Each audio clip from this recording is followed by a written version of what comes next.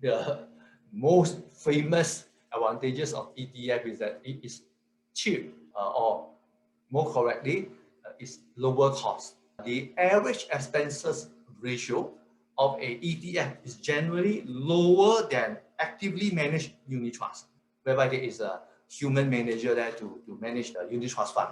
So therefore, by comparison, ETF offer cost saving benefit compared to unit trust.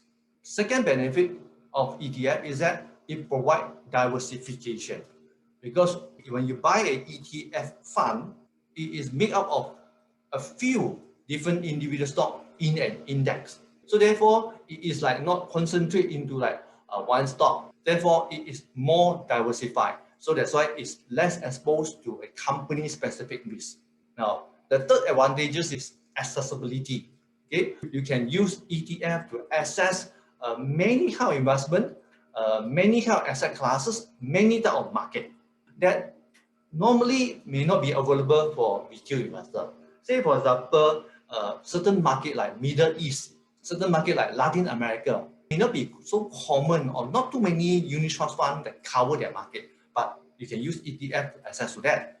And also certain sector, like for example, US bank, very narrow, very specific, banks in US.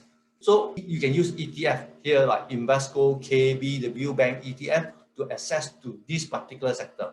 So that's why ETF can help you to access to many types of market. Okay, then flexibility. Okay, what do I mean by that? So ETF can be traded anytime as long as it's during stock market trading hours. Therefore, during this period of time, the investor can enter or exit from their ETF very quickly. So it is different from unit trust. Okay, and transparency, you get to see a lot of information about what a ETF is holding, and you also know the exact price that you are buying into when you buy an ETF. It's very transparent because whatever securities that they're holding are published on a daily basis, so you can know what is inside it. If money is important to you, please remember to subscribe to my channel.